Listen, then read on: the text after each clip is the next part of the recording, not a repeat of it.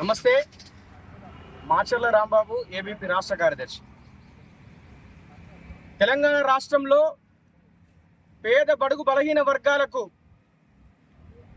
ఉచితంగా ఉన్నత విద్యను అందించేటువంటి ఫీ రీయింబర్స్మెంట్ పథకాన్ని ఈ యొక్క కాంగ్రెస్ యొక్క రేవంత్ రెడ్డి ప్రభుత్వము ప్రణాళికాబద్ధంగా ఎత్తివేసేందుకు కుట్ర పన్నుతున్నది. మొన్నటికి మొన్న మనం చూసినాం, మాకు ఈ రీయింబర్స్మెంట్ బకాయిలు పేర్కొని పోయినాయి. ప్రభుత్వము మాకు ఇచ్చిన టోకెన్లకు సంబంధించినటువంటి నిధులు కూడా విడుదల చేయడం లేదు.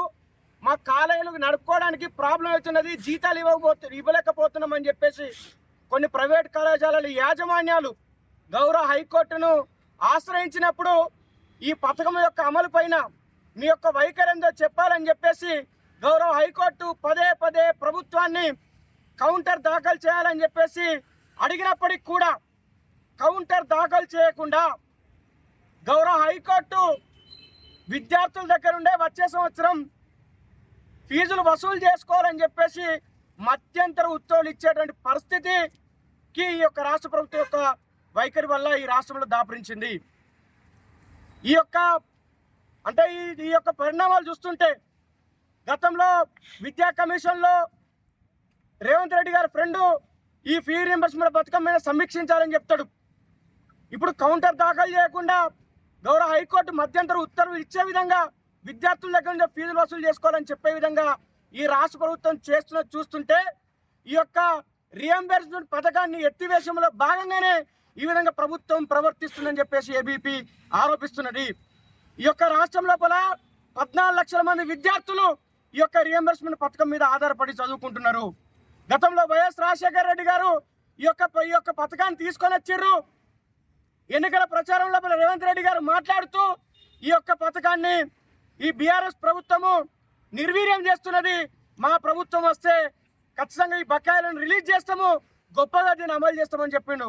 కానీ తీరా అధికారంలోకి వచ్చిన తర్వాత తనే విద్యాశాఖ మంత్రిగా ఉన్నప్పటికీ కూడా 10,000 కోట్ల రూపాయల బకాయిలు ఉన్నప్పటికీ ఒక్క రూపాయి విడుదల చేయకుండా పేద విద్యార్థుల యొక్క గొంతు నొక్కుతున్నాడు, వాళ్ళని విద్యకు దూరం చేస్తున్నాడు. ఈ రకమైన కార్యక్రమాలు చూస్తుంటే రీయింబర్స్మెంట్ పథకం అనేది ఎత్తివేస్తే మరి పేద బడుగు బలహీన వర్గాల పిల్లలు ఇక ఉన్నత విద్యకు దూరం అవుతారని చెప్పేసి విద్యార్థులందరూ కూడా ఆందోళన చెందుతున్నారు. ఈ యొక్క ఫీ రీయింబర్స్మెంట్ పథకం వల్ల ఏనాడు కూడా ఇంజనీరింగ్ కాలేజీల ముఖం చూడినటువంటి, లా కాలేజీల ముఖం చూడినటువంటి, తర్వాత ఫార్మసీ కాలేజీల ముఖం చూడినటువంటి, మెడిసిన్ కాలేజీల ముఖం చూడినటువంటి విద్యార్థులందరూ కూడా ఇంజనీర్లై, లాయర్లై, తర్వాత మెడికల్ అంటే డాక్టర్లు అయ్యి వాళ్ళ కుటుంబాలను సాగుతూ వాళ్ళకు ఆర్థిక భరోసాను ఇస్తున్నారు, దేశ విదేశాలలో స్థిరపడ్డారు. ఈ ప్రభుత్వం కానీ సమాజం కానీ ఆలోచించాలి. ఫీ రీయింబర్స్మెంట్ పథకం అంటే ఏదో ఉచిత పథకం కాదు. వేల కుటుంబాలు నిలబెట్టినటువంటి ఈ పథకము ఖచ్చితంగా ఈ యొక్క రాష్ట్రం లోపల అమలు కావాల్సిందే. ముఖ్యమంత్రి గారు పదే పదే చెప్తారు, ఈ రాష్ట్రం లోపల భూములు పంచడానికి లేవు, ఈ రాష్ట్రం లోపల పైసలు పంచడానికి లేవు, నేను మీకు మీ జీవితాలను ఉన్నతంగా నిలబెట్టేటువంటి విద్యను చెప్పిస్తా అని చెప్తున్నాడు కదా. మరి మేము అడిగేది కూడా అదే, ఉచితంగా విద్యను అందించాలని చెప్పేసి మేము అడుగుతున్నాం. విద్యార్థుల ఆర్తనాదాలు మీకు వినబడతలేవా? సర్టిఫికెట్ తీసుకోలేకపోతున్నారు, విద్యార్థులు అడుగుతే వాళ్ళమే కేసులు పెడుతున్నారు, ఆత్మహత్యలు చేసుకున్నారు. మధ్యలోనే వాళ్ళ యొక్క విద్యను ఆపేటువంటి పరిస్థితి రాష్ట్రం లోపల దాపరించింది. విద్యాశాఖ మంత్రి ఉండి నీకు సిగ్గు అనిపిస్తలేదా? ఇప్పటికైనా సమాజమైనా, తల్లిదండ్రులైనా కానీ, తన మేధావులైనా కానీ, అనేక వర్గాలకు చెందినటువంటి మేధవర్గం కూడా దీని మీద స్పందించాలి, ఈ ప్రభుత్వాన్ని మీరు ప్రశ్నించాలని చెప్పేసి ఈ సందర్భంగా అందరి మేధో సమాజానికి కూడా, ఈ సమాజానికి కూడా ఏబీపీ పిలుపునిస్తున్నది.